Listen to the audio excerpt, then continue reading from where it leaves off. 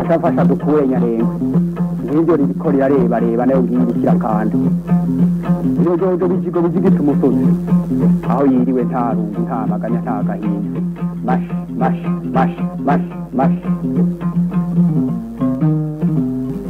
inka imirima n'ibidukikije ibihugu bihoza abana ndekukura nama ndumwungere w'amagana nsangiye umurimo ndamuganga kura inyongo ngakura kwaje. Inka imirima n'ibidukikije ni ikiganiro mutegurirwa n'ubushikiranganji bw'uburimyi ubworozi n'ibidukikije mukagishikirizwa na televiziyo y'u Burundi.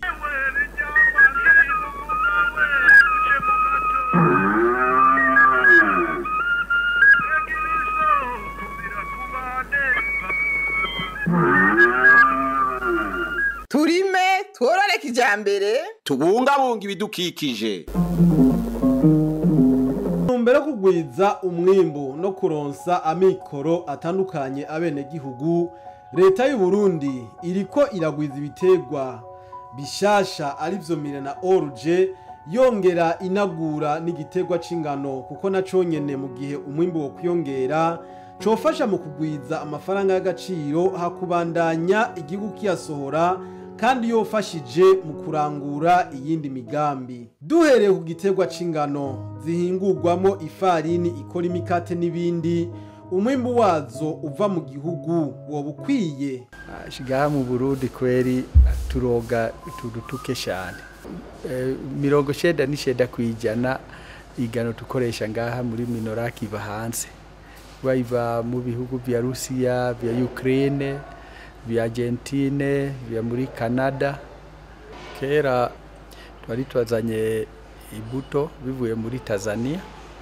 Muri turabahewa nyakihugu gaha. Tumaze kuhewa nyakihugu twari tubahaye tumvikanye ko igano yose wazotuzanira ngaha muri minorake. Uyo mwaka tumaze kugura igano yose yangaha muri Muravya, muri Kayanza na hose twasanze ko twaguze itoni 200 gusa. Iyo toni 200 ni igano tukoresha ku munsi umwe. Kuvuga ko tukeneye bishobose leta ifashe turoge igano nyinshi ngaha, tureke gukuma turakura igano hanze kubera iratujya ujyo mwishi gose depense nyinshi. Ni muri iyo ntumbero yo kugwiza umwimbu leta iriko iranagura igitegwa c'ingano, yongera igwiza ibitegwa bishasha arivyo MILLET na ORGE kugira ngo iterambere rishikire ibisata byose. Iterambere dushaka yuko ibisata byose bitugira rimwe. Hariho n'ibindi bitegwa rero bitari bisanzwe, uretse ibitegwa mbumbarugo cyangwa njabuka amazi, hari ibindi bitegwa bishasha turiko turagerageza mu gihugu cacu, n'ibindi rero byari bihasanzwe turiko turagerageza kunagura. Aha novuga nk'ingano zari zimenyerewe, ariko ubu twaramaze gushira abene gihugu mu makoperative mu ntara ya Bururi, mu ntara ya Muramvya no mu ntara ya Kayanza. Bariko baranagura neza mu kusubiramo ico gitegwa c'ingano. Eka mbere naje wakamo narakitavye, ndafise amahegitari agera kuri 4. Nageragejemo igitegwa c'ingano ahantu hashasha hatari hamenyerewe ico gitegwa hariya muri komine Gahombo aho bita Ibusinde, kandi imirima imeze neza cyane. Naho navuze muri abo makoperative y'Ibururi yo mu Kayanza naha imuramvya, imirima yabo irateye igomwe cyane gose. Ikindi gitegwa gishasha turiko turagerageza ni gitegwa bita MILLET, bimeze nka burya buro bwa kera mugabo kagira intete nini.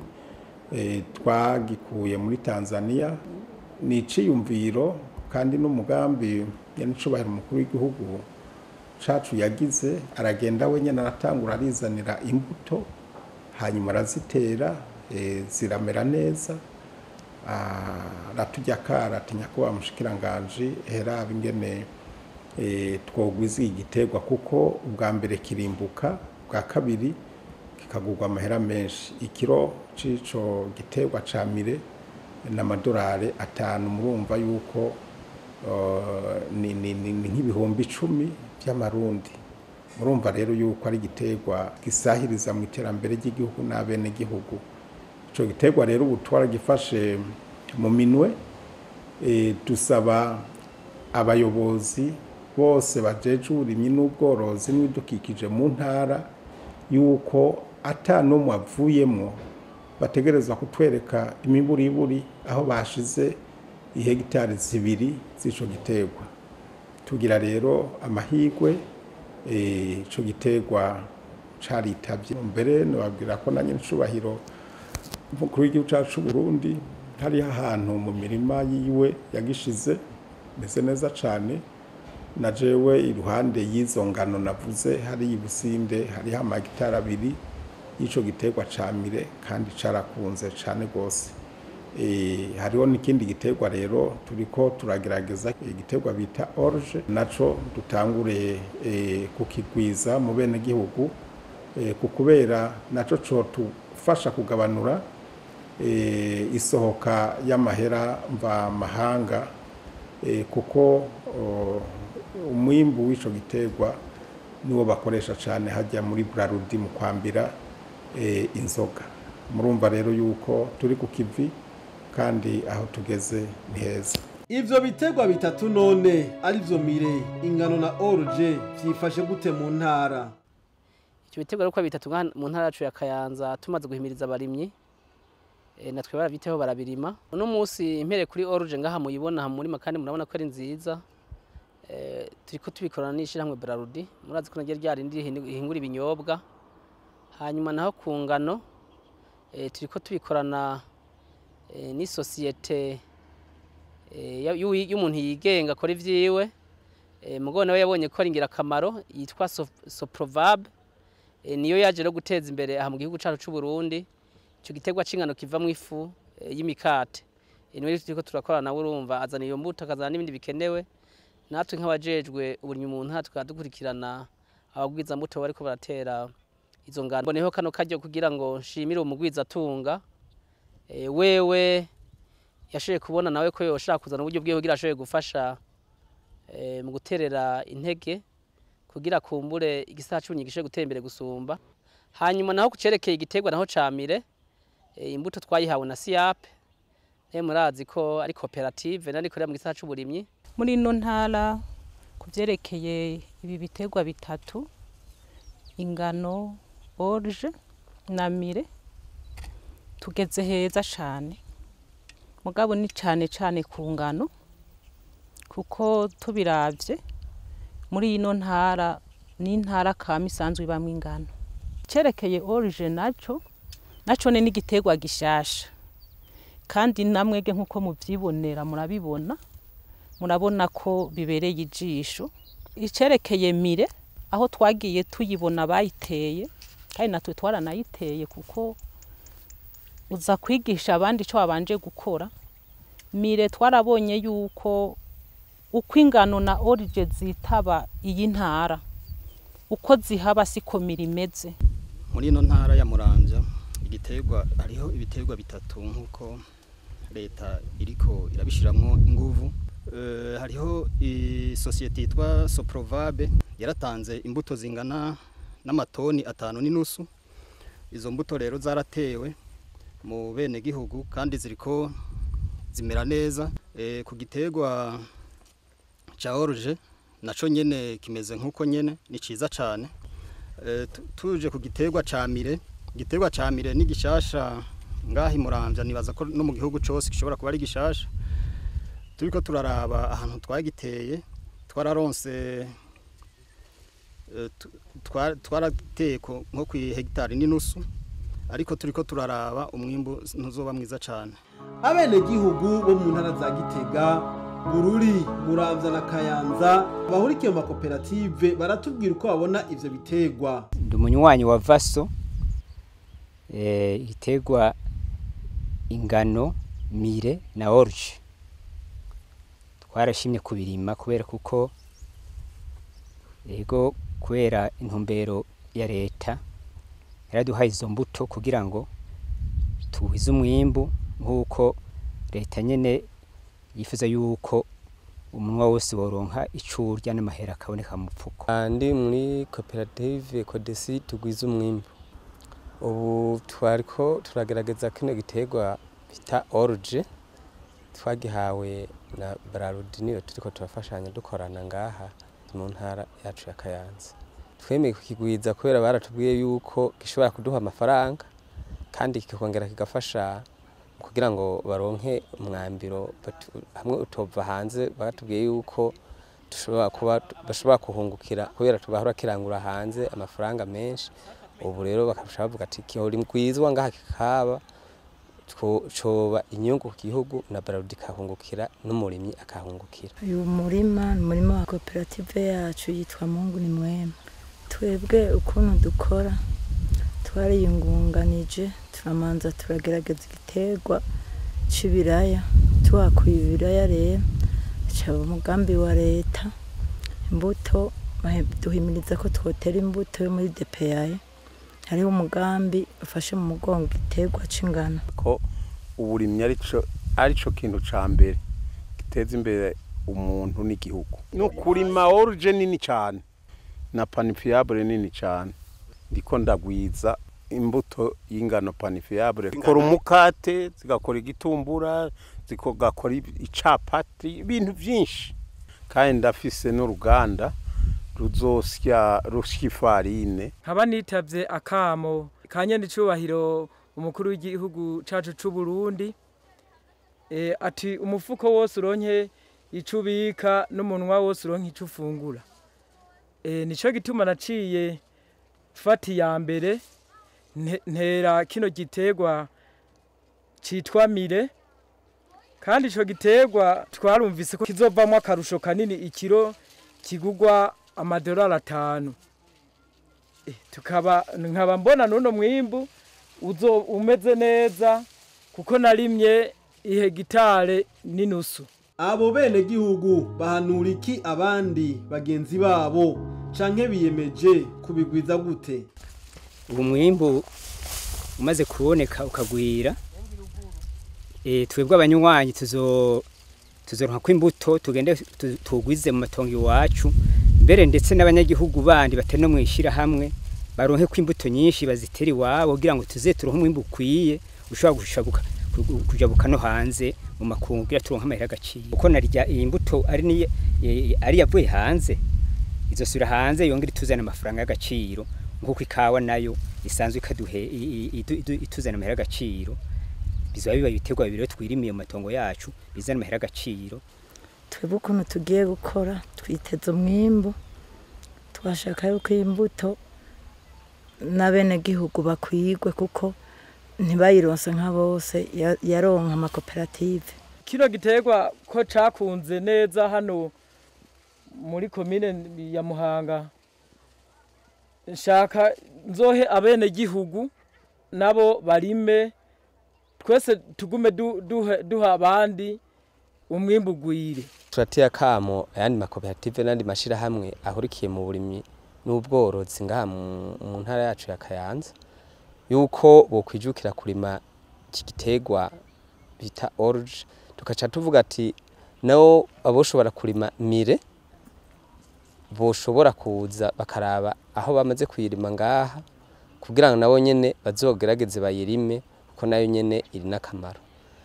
Kucerekeye na zizo ngano turateye andi mashira hamwe n'andi makoperative ko bohurikira kurima izo ngano ko urumva ko zishobora kuvamo umukate ushobora gufasha abantu benshi mu gihugu batarinze gusaba kuza kukura hanze. Je ndavye intambwe ngezeko kuko nandi nari umukozi wa leta. Ubu intambwe ngezeko ni ndende no hanura abandi ko nabo bofati ya mbere nabo bakaza kurima kino giterwa cacu ca MILLET canke ibindi biterwa nabo bakaronka amafaranga n'umunwa bakaronka n'ico ufungura. No hanura abandi bakenyezi urabona ko twamaze kuronka ni banke y'abakenyezi ko nabo bofata iya mbere nabo tukaja ku murindi umwe kugira ngo tugasabamo n'ingurane mu iyo banki y'abakenyezi. Ivyo biterwa byose biriko biraza bishasha kugira tuzoba ba mbere mu kubirima. Bazitanze nozakira mu ba mbere kubera ni ingano nziza cyane kandi natwebwe abana bacu barakunda imikate. Abajejwe intwaro nabonyene bari ku kivi. Muri no komine ibi bikorwa vya leta twaravyakiriye cyane. Iki giterwa c'ingano baracijukiye ku buryo mbere twebwe no mu komine twahavuye dufata ingingo yuko ajya amakoperative yasangwe yose ategerezwa kwakira ico giterwa bakakirima bakakigwiza ku buryo twifuza yuko mu mwaka uza n'abandi bene gihugu basanzwe bazoba nabo nyene bagitandukiriye. Ubu twatanguye kugishira mu makoperative, ngira nta koperative nimwe agwijije ico giterwa c'ingano. Nashaka gutera kamo mpimiriza amakoperative yose yo muri komine yacu ya Rutovu ko yo kwijukira kugwiza kino giterwa c'ingano, na cane cane giterwa ubu bwoko bushasha orge, kugira ngo kumbure mu misiza bazoronke gafaranga wa mugambi wa leta umunwa wose uronke ico ushira ku munwa, umufuko wose nawe uronke agafaranga. Ego tuzobandanya mbere tubatera kamo duhumiriza mu manama yose tuzogira kugira ngo iki giterwa bacijukire gose nkuko bahora batera ibiraya canke ibiharage canke ibigori. Aha muri komine ya Matana igiterwa c'ingano cari gisa nikiriko kiragenda bukebuke, ariko ubu leta yacivuga iti reka tukinagure. Rero twebwe rero nk'abajeje intwaro ngaha muri komine Matana uwo mugambi twarawitabiriye nkuko mubibona, murabona yuko ingano zimeze neza, turiko turagerageza kugira ngo turonke imbuto nyinshi cyane hama zironke abene gihugu benshi cyane. Murabona yuko hari ingano ziteye igomwe zimeze neza cyane, nkuko leta ivuga iti umufuko wose uronke amafaranga, umunwa wose uronke ico ufungura. Turabona yuko mu misiza ico civugo tugishikako nkuko biri. Abene gihugu bo muri komine Matana twabatera kamo yuko bokwijukira iki giterwa c'ingano kuko muri ko muraraba ni giterwa kihaba cyane. Rero twabatera kamo yuko bocijukira mu misiza bakakirima ari beshi. Umwe mu bagwiza tunga ariko arafasha cyane mu kunagura igiterwa c'ingano afadikanije n'ubuyobozi bujejwe uburimyi, ubworozi n'ibidukikije mu ntara za Kayanza, Muramvya na Bururi, aratera kamo abandi bagwiza tunga ngo bagire ico baterereye kugira ngo umwimbu w'ingano zivamo ifu ihingurwamo imikate uyongere mu gihugu. Abagwiza tunga bafise amatongo aya tugiye kurimamwo zino ngano, abo nibo ngiye guherako. Nosaba nshimitse ko bokwitabira ko kamo kuko ni igikorwa ciza tugiye gukora kugira ngo duteze imbere igihugu cacu, kugira ngo amafaranga y'amarundi yahora aja kutugurira ingano ntazosubire kugenda kugura izo ngano, bitewe n'abo bantu basanzwe bafise amatongo bagiye kwitabira kamo bakarima zino ngano ku bwinshi. Ibiro 120 biterwa ku hegitari ukimbura itoni 2 n'igice, ni ikintu ciza cyane. Reka mvuge kuri bano bantu basanzwe bafise amasosiyete hano mu Burundi ahingura zino ngano agakora ifarini, no basaba kwitegura nyabuna kumwe bahora barungika amafaranga yabo mu mahanga akaza kumara igihe bagize amakomande batondesheje aho hasanzwe hari mu ngano, ko bo vyumva neza bakanyurwa n'umugambi bakitegura gukorana natwe kugira ngo izi ngano turima hano aba arizo zihingurwamo imikate. Novuga ko ni ikintu ciza kije kudufasha twese dusize inguvu hamwe, mbere bikazotuma mu Burundi haba ahantu hambere muri Afrika tugerageje kuraba ingano nibizikomoka ko bitazohora bihindagura ibiciro. Kuri bano bandi baguza tunga mu Burundi bataratangira gushira imitahe yabo mu bijanye n'uburimi, mu gihe rero twanse kubishiramo umutahe bituma tuguma dukenera byinshi biva hanze, kandi Burundi bwacu iyo tubikura usanga Burundi burasuvye dukora ivyo bintu kwimbuka ivyo dukenera. Muri ico gero nkasaba ko wari we wese yovyumva kitegura gushira imitahe mu bijanye n'uburimyi n'ubworozi kuko ni intambuko ya mbere izotuma Uburundi butera imbere vuba vuba kuko nta muntu n'umwe atonezerezwa no kubona igihugu avukamwo cabaye igihugu rurangiranwa mu by'ubutunzi. Ni vyiza cyane ko tubikora tubishizemo ingufu kugira ngo tubikore mu buryo butuma ibindi bihugu biza gusuma mu Burundi tukagwiza natwe amafaranga y'agaciro. Umushikiranganje w'uburimyi ubworozi n'ibidukikije nawe nyene arahimiriza abene gihugu guhurumbira ivyo biterwa na rirya isoko yavyo isanzwe ihari. Aha rero murabona nko muri no minsi ibihugu bimwe bimwe biriko biragira ingorane kuko abene gihugu bari bamenyereye kujya imikate nayo iva mu ifu y'ingano. Izo ngano nazo zava muri ibyo bihugu bihanganye ari Ukraine cyangwa Uburusiya byarahungabanye ku butunzi bw'igihugu eka mbere n'imibereho y'abene gihugu. Twebwe rero muca mumva yuko akamonotera nako guhimiriza abene gihugu twijukire kurima ingano na cyane cyane ko turiko turagerageza ubu rero ingano zitavamwo ubutsima gusa ariko n'ingano zivamwo zivamwo ifu ikora imikate. Isoko iriho umwimbu kuzobungana kose uzobukenewe. Murumva yuko abene gihugu babarimye b'ingano bari kugahiye. Nico kimwe niki gitegwa gishasha bitamire isoko iriho kandi noneho tucijukiye tukakirima umwimbu kaba mwinshi. Ni gitegwa gifise ivyunyunyu bikomeye cyane mu bijanye no gufungura neza kandi mu kubungabunga umubiri wacu n'ingaburo haba ku bana no ku bakuze na cyane cyane abakenyezi bibungenze cyangwa bonsa. Murumva rero yuko haba hagati mu gihugu haba hanze y'igihugu umwimbu tuzoronka utazodupfa kubusa. Tegwa ca orge coco murumva yuko cikwije. Harya bakorera inzoga muri Burarudi no kuri barabidusavye bati dufashe turonka ingene uyu muhambiro tutirirwa turawukura hanze ariko tuwukure mu biterwa twirimiye ngahi Burundi gutyo duha akazi abene gihugu twongere tunagabanure n'isesagwa ry'amahera mva mahanga azaraja hanze kugira ngo tugure uyu mwambiro.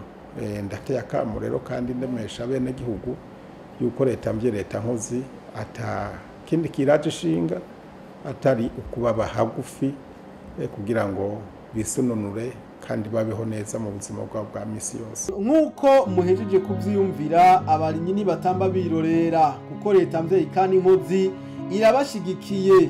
Ahasigaye no kuyishigikiza ibikorwa mu gusenyera ku mugozi umwe. Aho ni umwimbu w'ivyo biterwa bitatu arivyo ingano, mille na orge uzokwiyongera. Aho niho wa munwa uzoronka ico ufungura n'umufuko amafaranga. Ashafasha dukuenya rero ngivyo ribikorera reba nayo ngirikira kandi iyo jojo bijigo bijigita umusozi aho yiriwe nta rungu nta maganya nta gahinda mash inka imirima n'ibidukikije. Ibihugu bihoza abana ndikugura nama ndumwongere w'amagana nsangiye umurimo ndamuganga kura inyongo ngavura kwaje. Inka imirima n'ibidukikije ni ikiganiro mutegurirwa n'ubushikiranganje bw'uburimyi ubworozi n'ibidukikije mukagishikirizwa na televiziyo y'u Burundi.